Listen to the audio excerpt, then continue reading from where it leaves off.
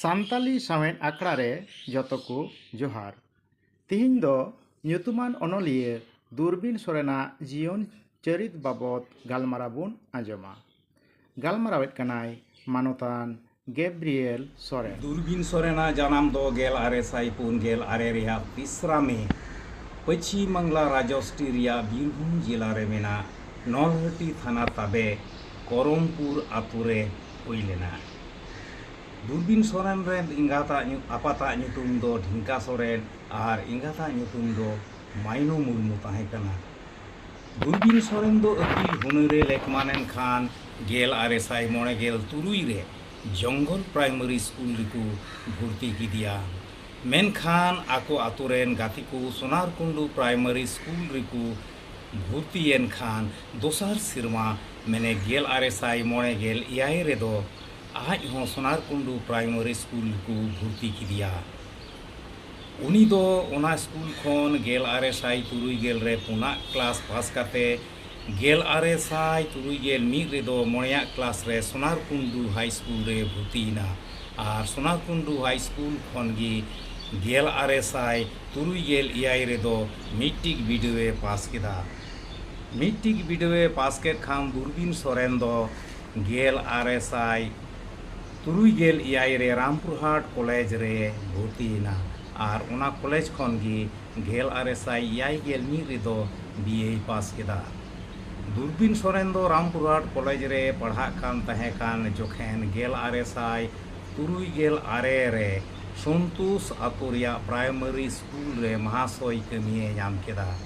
मेनखान महाशय कमी रे हों मन बांग थाम गड़ी लेन ताई थे उनी दो गेल आरे साई याय गेल तुरुई रे फूड कॉर्पोरेशन ऑफ इंडिया रे कमिए नाम केदा और पहिल पोस्टिंग गी कोलकाता रे हुयन तया। ओना तायम पटना बर्धमान और कोलकाता रे कमी जीवन खन दो 2008 रेया ने चांदो रे जिरविना और बर्धमान रेया नणीग्राम रे ओड़ा दुआर बिनाव कातेन ताहेने एहोबिना। गेल आरे साई इयाय गेल सेनते सांताली पारसी और अनल साहित्य रेया मिटेन मारांग लड़ावना एहोब अकान तहेआ। ओना ओक्ते रे आयमा सांताली पारसी ते ओलो बुदगरिया को राकाब हेज इना। उनको मुद्रे दुर्बिन सोरेन हो मिद होड़े ताहे कना। उनी दो अडी थोड़ा सेरमा भितरी रेगी सांताली पारसी रे रेन गखुड़ अनलिया गहिर अकिलनी और सांताली पारसी पंडित मेन काते ᱧᱩᱛᱩᱢ डाम डाहिलेन तया। दुर्बिन सोरेन दो गेल आरे साई याय गेल तुरुई रे कोलकाता मारांग नागराहा रे कमिए नाम केद खान कोलकाता रेया the Santali literary and cultural society रेन अयूर को साव उपरम होयन तया। जेलेका Nathaniel Murmu Theodore Kisku Dilip Soren Dhirendranath Baski Ezekiel Hembram Hanuk Hansda doctor Timotheus Hembram Gurucharan Murmu Nirmal B K Soren professor Umiyo Kumar Kisku Vijay Tudu एमान को सावते नुकु कुआ स्कूलते उनी दो आर हों जस्ती दिल और दाड़िए नाम केदा और सांताली पारसी तिया अनल साहित्य हारा बुरुई रे मोने लगाव केदा। दुर्बिन सोरेन दो कोलकाता रे कमिए नाम काते अकील हुनर लगिद राइटर्स बिल्डिंग रिया लाइब्रेरी एशियाटिक सोसाइटी और कोलकाता रिया नेशनल लाइब्रेरी रे चलाव काते लेकान लेकान नाना हुनर दामाना पुथी कुई पढ़ावे कान तहे कना। ओना तेगी दुर्बिन सोरेन दो सांताली पारसी रेन पारसी पंडित गखुड़ अनलिया मेन काते थोड़ा दिन भितर रेगी ᱧᱩᱛᱩᱢ पासनाव लेन तया। उनिया अनल को पढ़ावाने गी सांताली पारसी रे तिना गहिर अकील तहे कान तया ओना दो बुझाव ᱧᱟᱢᱚᱜᱼᱟ। दुर्बिन सोरेन दो आयमा अनल कोगी ऑल अकादा मेनखान सानाम अनल को दो पुथी मुठन रे बांग छापा कान तया। नित हबीज ते एकेन मीद गेल इयाय गोटेन पुथी गी छापा सदर अकाना। चेत चेत पुथी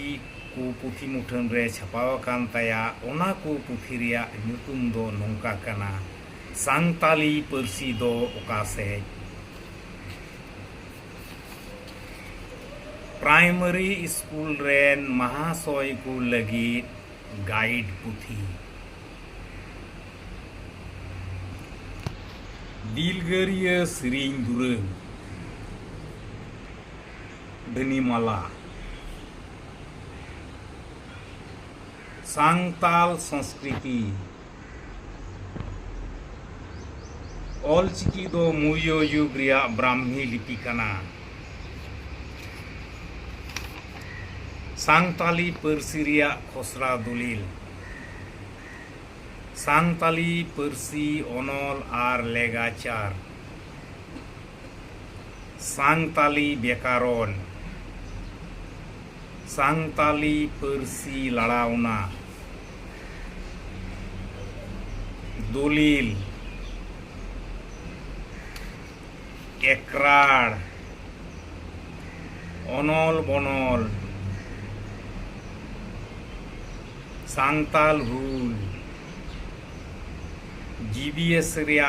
दलिल पनरसी दूरबीन सोरेन दो नोआ किन बारिया दामना पुथी होय ओलेत कान ताहे कना जेलेका सांगली साहित्य रिया नागाम और सांगताल जित मान रिया नागाम दूरबीन सोरेन दो नोआ को सांगताली अनल साकाम रेन सासा पड़ा ये ताहे कना अयुरी समाज सुसर मार्शालबती हुलगरिया जागारना और मातृभाषा दूरबीन सोरेन दो नोआ को सांगताली अनल साकाम रे आया अनल को जावगी छापा कान ताहेआ जुग सृजल पश्चिम बांगला तेत्रे सिली नवा इपिल चित्रीघुटू एक्सप्रेस सोहानियर सिजनपुरी हिरले अयुरी समाज सुसर नक्सिकाता मार्शालबती हुलगरिया जागारना जानाम हासा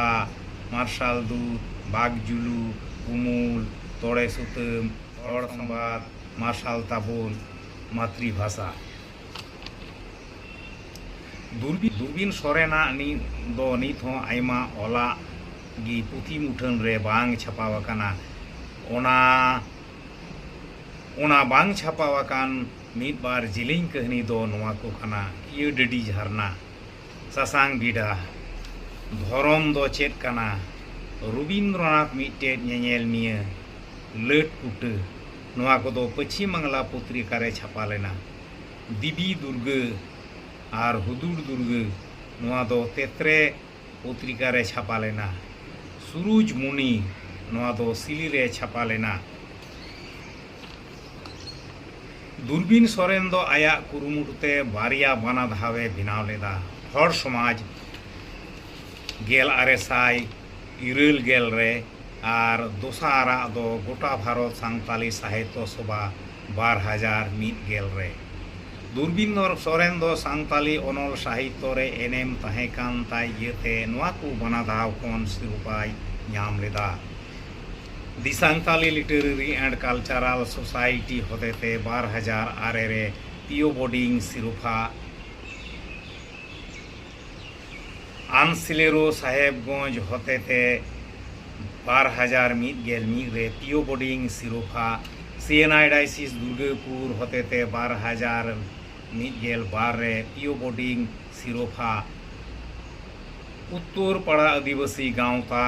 होतेते 2001 रे साधुराम चांद मुर्मू दिनेश सिरफाई ᱧᱟᱢ लेदा दूरबीन सोरेन ना आयमा ऑल नित हो पुथी मुठन रे बांग छापाव काना ओना को ऑल जुदी पुथी मुठन रे छापा लेन खान सांगताली पारसी तिया अनल और साहित्य बागान दो सोहानुआ दूरबीन सोरेन दो 2001 इयाई रिया पेगेल में नोआ धुड़ी धरती बगी कते सुलुकपुरी से चलाव लहायना नीत उनी आबो थलारे बनुई रहो उनी दो आया अनल को होतेते सांगताली अनल और साहित्य रिया नागाम रे पीढ़ी चितान पीढ़ी उनिया ᱧᱩᱛᱩᱢ दो ऑल ताहेना।